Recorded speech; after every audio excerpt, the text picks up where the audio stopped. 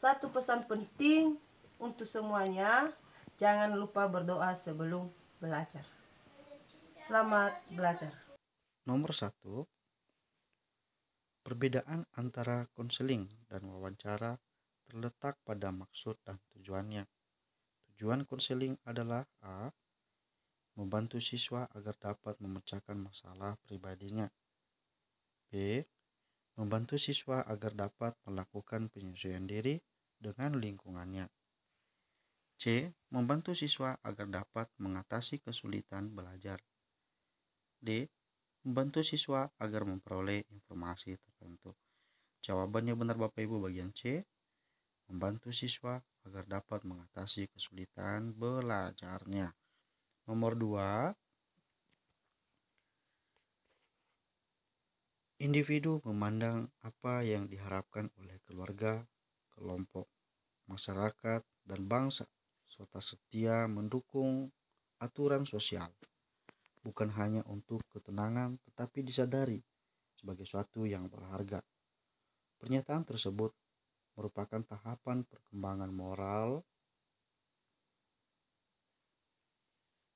prakonvensional.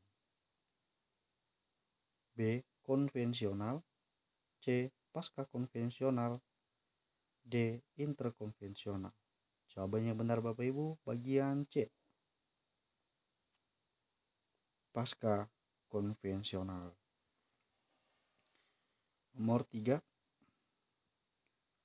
memaksimalkan kegiatan ekstrakurikuler, melakukan rekreasi dengan guru, dan melakukan kegiatan informal lain mempunyai fungsi untuk mengatasi kesulitan belajar dalam hal A. Mengemukakan gagasan. B. Mengaktualisasikan diri. C. Penciptaan hubungan yang baik. D. Menformulasikan tindakan. Jawaban yang benar Bapak Ibu bagian C. Penciptaan hubungan yang baik. Soal nomor 4. Kemampuan berpikir untuk mengoperasikan kaidah-kaidah logika, tapi masih terkait dengan objek-objek bersifat konkret, merupakan ciri-ciri kemampuan anak berusia A. 0-2 tahun, B. 2-7 tahun, C. 7-12 tahun, D. 11 atau 12 tahun sampai ke 15 tahun. Jawabannya ini Bapak Ibu bagian C. Anak-anak usia sekolah dasar itu 7 tahun sampai 12 tahun. Soal nomor 5, menggunakan potongan sapu lidi, kelereng, globe, gambar-gambar yang menyangkut pembelajaran IPA serta IPS sebagai media adalah sesuai dengan tahapan perkembangan berpikir anak yang dikenal sebagai tahapan A. Anak memahami bilangan dan angka tetapi masih terkait dengan objek bersifat konkret atau operasional konkret. B. Pengamatan dan penginderaan yang intensif terhadap lingkungannya atau sensomotor. C. Dominasi pengamatan bersifat egosentris. D. Kemampuan mengoperasikan kaidah logika yang tidak terikat lagi dengan objek yang bersifat konkret, operasional, formal. Jawaban yang benar Bapak Ibu bagian A tentunya. Anak memahami bilangan dan angka tetapi masih terkait dengan objek yang bersifat konkret. Jadi ini tadi usia yang 7-12 tahun tadi ini. Oke. Soal nomor 6. Seorang peserta didik selalu ingin mendominasi dalam suatu kelompok belajar. Dia tidak memberi kesempatan anggota lain untuk mengemukakan pendapat. Jika teman lain yang memimpin dan mengendalikan jalannya diskusi, ia memisahkan diri dan cenderung belajar sendiri. Peserta didik tersebut mengalami permasalahan dalam perkembangan bagian A. Sosial emosional. B. kognitif, C. Moral, D. Spiritual. Tentunya nih Bapak Ibu bagian A ya. Dia mengalami masalah sosial emosional. Soal nomor ke-7. Pernyataan berikut yang menjelaskan makna istilah kognitif adalah A. Kemampuan berkomunikasi, B. Kemampuan untuk memecahkan masalah, C. Kemampuan berinteraksi, dan D. Kemampuan untuk mengintegrasikan diri. Jawaban yang benar Bapak Ibu bagian A. Kemampuan berkomunikasi. Lanjut soal nomor 8. Teori ini memandang belajar sebagai hasil dari pembentukan hubungan antara rangsangan dari luar atau stimulus dan balasan dari siswa atau response yang dapat diamati. Semakin sering hubungan atau bond antara rangsangan dan balasan terjadi, maka akan semakin kuatlah hubungan keduanya atau law of exchange. Teori belajar yang dimaksud adalah teori-teori dari A. Behaviorisme, B. Humanistik, C. Sibernetik, dan D. Konstruktivisme.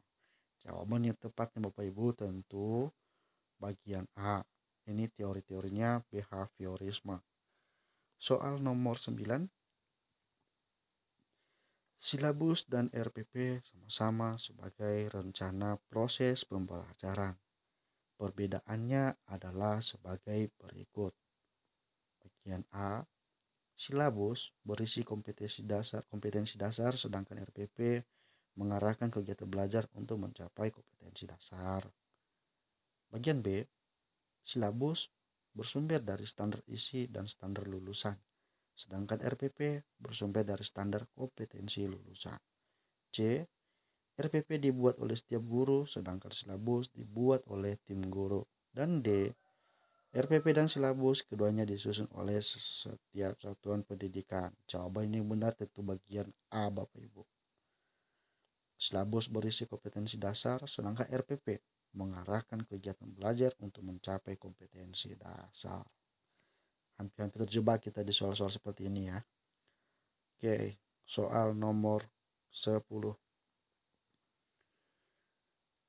Seorang peserta didik mampu mendengarkan informasi yang disampaikan oleh guru, tetapi pada saat ditanya, ia tidak mengerti apa yang ia dengar. Peserta didik tersebut mengalami kesulitan atau gangguan belajar dalam hal ini gangguan bagian A, kesulitan akademis, B, gangguan simbolik, C, gangguan non-simbolik, D, gangguan sosial. Ini jawabannya bagian B Bapak Ibu. Nanti cari tahu sendiri apa itu simbolik ya. Nah, kalau udah satu pasti tahulah apa itu gangguan simbolik. Soal nomor 11. Pada masa kini, siswa dituntut untuk dapat belajar setiap saat dan bisa terjadi dimanapun. Hal ini terjadi karena kemajuan teknologi yang memungkinkan belajar jarak jauh dalam jaringan atau online. Pernyataan di atas sejalan dengan teori belajar A. Sibernetik, B. Konstruktivisme, C. Behaviorisme, dan D. Kognitivisme. Jawaban yang benar Bapak Ibu A. Ini adalah teori dari sibernetik. Nomor 12. Tujuan pembelajaran yang menggambarkan proses dan hasil belajar yang diharapkan dicapai oleh peserta didik sesuai dengan kompetensi dimuat di dalam A. Silabus, B. RPP, C. Silabus dan RPP, dan bagian D. SKL. Jawabannya benar Bapak Ibu tentunya. Ayo apa? Nah, RPP, rencana pelaksanaan pembelajaran. Nomor 13. Faktor yang penting dipertimbangkan guru dalam melaksanakan diskusi pemecahan masalah proses pembelajaran adalah A. Waktu yang tersedia untuk melaksanakan diskusi. B. Rumusan masalah yang harus didiskusikan. C. Jumlah peserta didik yang mengikuti pembelajaran. D. Motivasi belajar siswa. Jawaban yang benar Bapak Ibu bagian B. Rumusan masalah yang harus didiskusikan. Soal nomor 14. Ciri-ciri kelas yang menggunakan pembelajaran contextual teaching learning atau CTL adalah sebagai berikut. Kecuali sharing dengan teman, guru kreatif, pengalaman nyata, menggunakan satu sumber. Jawabannya ini bagian D, menggunakan satu sumber. Contextual teaching learning. Bagian D lah. Soal nomor 15. Yang paling tepat untuk saya lakukan sebagai guru. Wow. Jika seorang peserta didik ditanya, tidak memberikan jawaban atas pertanyaan yang diajukan, gue tepok aja. A. Menunjuk peserta didik yang lain untuk menjawab pertanyaan tersebut. B. Memberikan kritik agar peserta didik berusaha menjawab walaupun salah. C. Menyederhanakan isi pertanyaan agar mudah dipahami peserta didik. Bagian D. Menjawab sendiri pertanyaan tersebut. Jawabannya tepatnya adalah bagian A. Menunjuk peserta didik yang lain untuk menjawab pertanyaan tersebut. Karena jawaban A ini adalah 5 poin, sementara C itu 4 poin. Nah, itu dia. Menunjuk peserta didik yang lain untuk menjawab pertanyaan tersebut. Nggak mungkin dong dikritik, nanti mereka seolah-olah dibully. Oke, next. Soal nomor 16. Salah satu prinsip dalam penyusunan rencana pelaksanaan pembelajaran atau RPP ialah A. Materi atau bahan ajar berbasis kompetensi. B. Pembelajaran dirancang dengan berpusat pada peserta didik. C. RPP bersumber dari silabus. D. Alokasi waktu sesuai dengan jadwal pada setiap satuan pendidikan. Jawabannya benar Bapak Ibu, bagian D. Alokasi waktu sesuai dengan jadwal pada setiap satuan pendidikan. Soal nomor 17. Model pembelajaran yang mempunyai keunggulan antara lain berpikir dan bertindak kreatif, memecahkan masalah yang dihadapi secara realistis, merangsang perkembangan kemajuan berpikir siswa untuk menyelesaikan masalah yang dihadapi dengan tepat adalah role playing. B. Inquiry. C. Problem solving. D. Picture and picture. Tentu jawaban ini Bapak Ibu bagian C. Problem solving. Inilah model yang paling tepat. Nomor 18. Taksonomi Anderson dan Cartwright menyempurnakan taksonomi Benjamin S. Bloom, mengembangkan ranah kognitif dengan urutan berikut. A. Ingatan, pemahaman, analisis, aplikasi, sintesis, dan evaluasi. B. Ingatan, pemahaman, aplikasi, analisis, sintesis. C. Ingatan, pemahaman, sintesis, aplikasi, analisis, dan evaluasi. D. Ingatan, pemahaman, aplikasi, analisis, evaluasi, dan mencipta. Tentu jawabannya ini Bapak Ibu bagian D ya.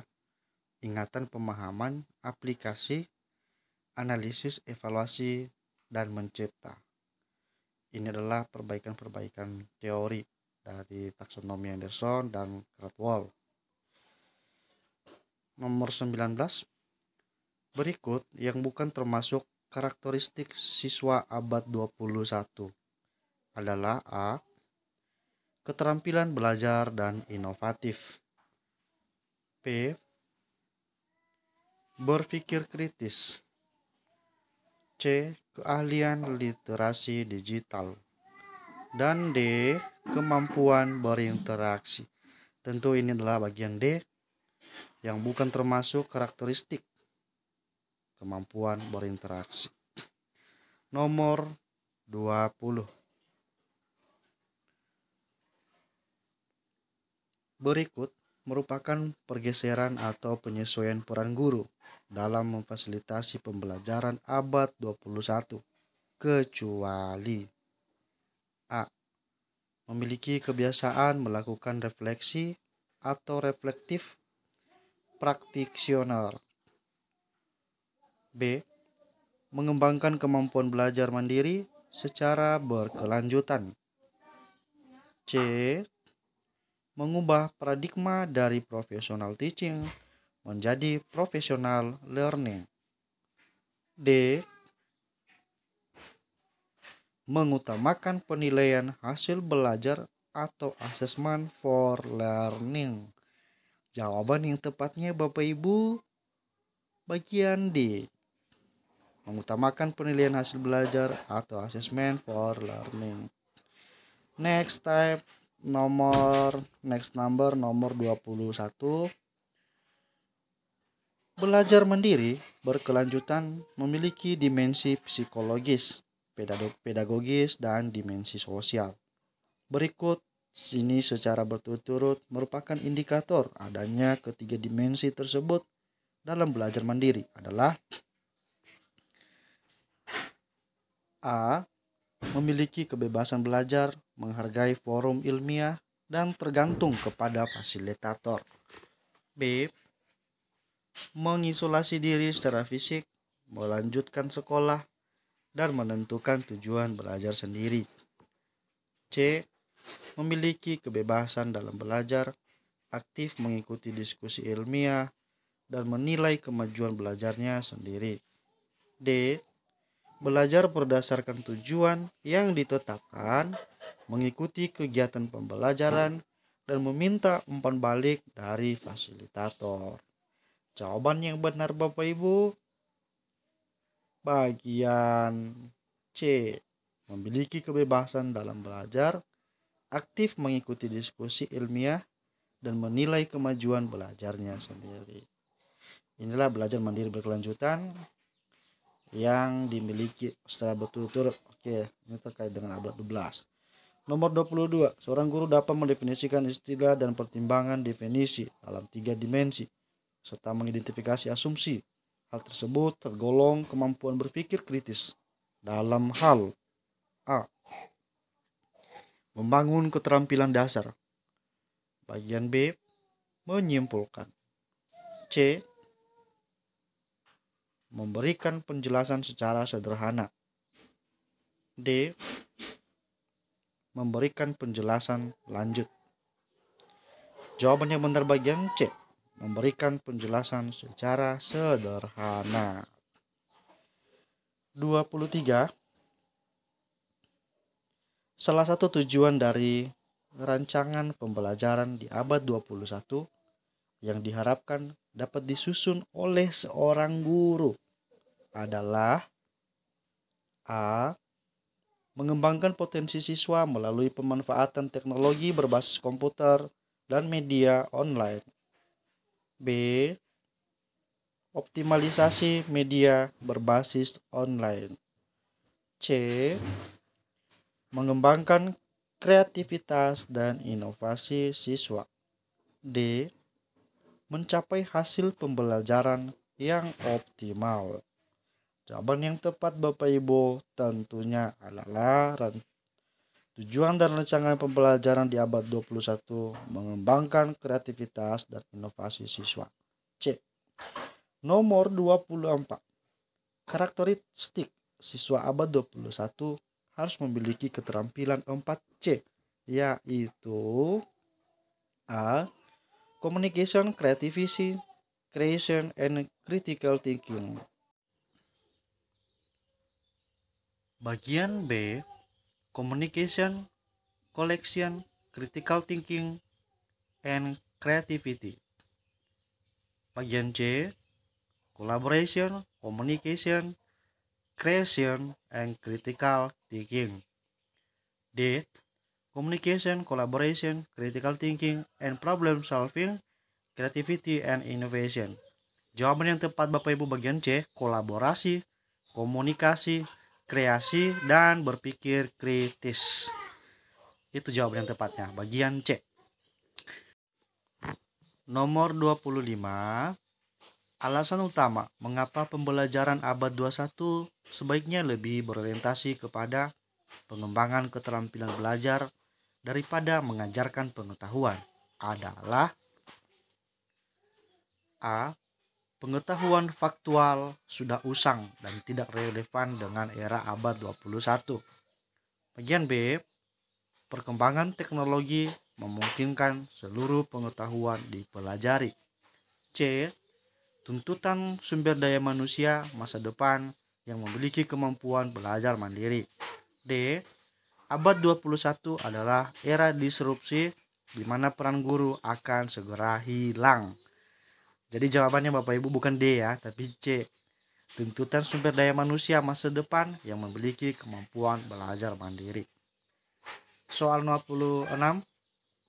Upaya guru dalam memberikan kesempatan kepada siswa untuk merefleksikan pengalaman belajar yang telah dialami yang paling optimal adalah dengan cara guru memberikan tes atau pekerjaan rumah setiap akhir pelajaran. B. Guru menggunakan pertanyaan terarah maupun pertanyaan bersifat penelusuran saat pembelajaran berlangsung. C. Guru mewawancarai tiap siswa tentang capaian atau masalah belajar yang dihadapi siswa dalam belajar. D. Guru menugaskan siswa untuk menuliskan kesulitan siswa dalam belajar. Jadi upaya yang lebih tepat Bapak Ibu bagian B.